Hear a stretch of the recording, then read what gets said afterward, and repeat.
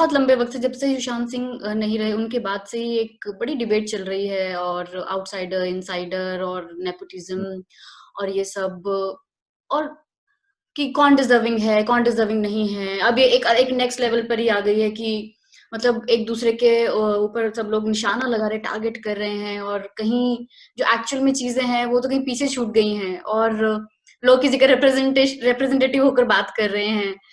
तो आपको भी काफ़ी टाइम ही लगा मतलब अपने लिए एक पहचान हासिल करने में या बड़े पर्दे पर आने में।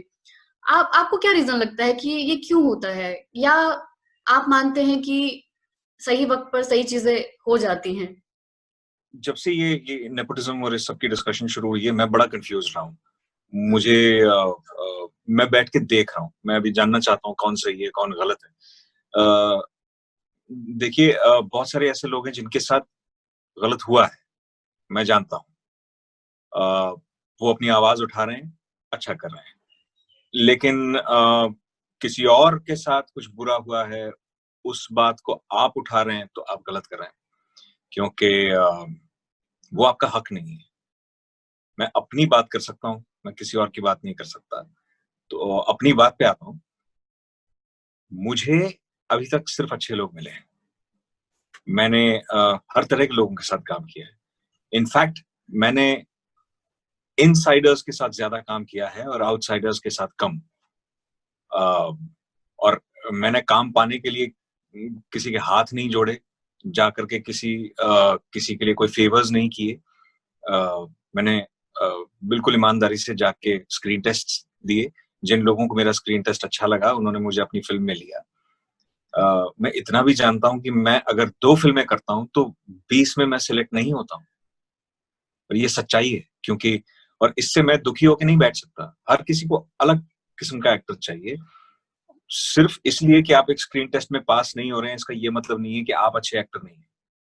आपको आपका काम नहीं आता या आप दिखने में बुरे हैं। आप कास्ट होने के बाद अगर अपना बेस्ट नहीं दे रहे हैं, आपकी तैयारी, आपकी प्रैक्टिस, आपकी ट्रेनिंग बराबर नहीं है, तो आपको बस वो एक ही मौका मिलेगा, उसके बाद तो नहीं मिलेगा। ये सिर्फ आउटसाइडर्स के लिए ही नहीं, बल्कि इनसाइडर्स के लिए भी सच है। अगर आप डिलीवर नहीं कर रहे हैं, क्योंकि डिसाइड करती है ऑडियंस।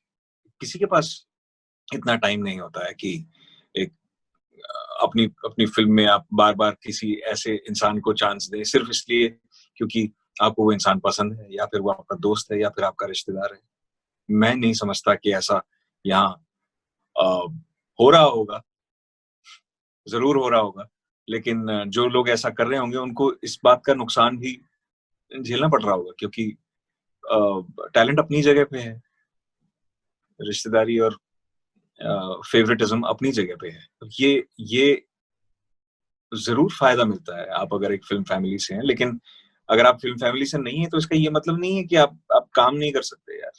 कि कल को अगर मेरे बच्चे होंगे, हुँ, मेरा बेटा या मेरी बच्ची मुझसे कहेगी कि उसे एक्टर बनना है, तो मैं उससे क्या कह दूँगा कि मैं नेपोटिज़्म के अगेंस्ट हूँ, हुँ, तुम एक्टर या एक्ट्रेस नहीं बन सकते। हुँ? तो हुँ, क्या वो अब मैं उनसे ये कह दूँगा कि सॉरी, तुम गलत घर में पैदा हो गए हो।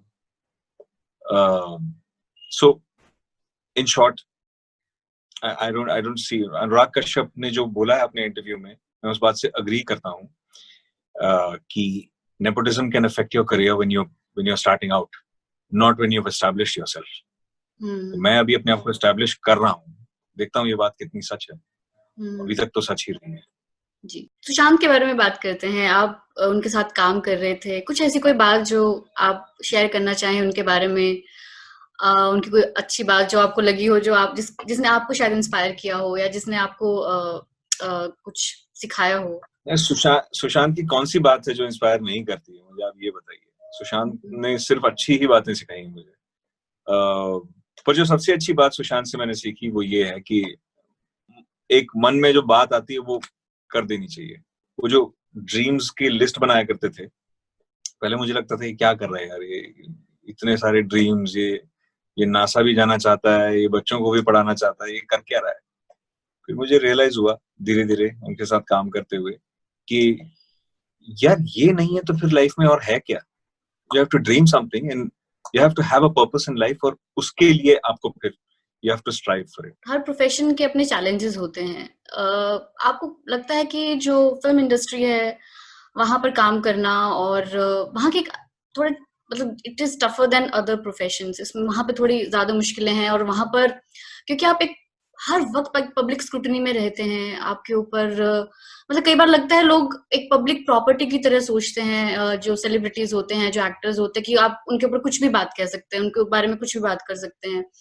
तो कुछ टफ है, आपको लगता है कि बाकी प्रोफेशन से ज्यादा यहाँ पर एक जो आपका एक हेल्दी माइंड होना बहुत जरूरी है यहाँ पर, otherwise it becomes too tough.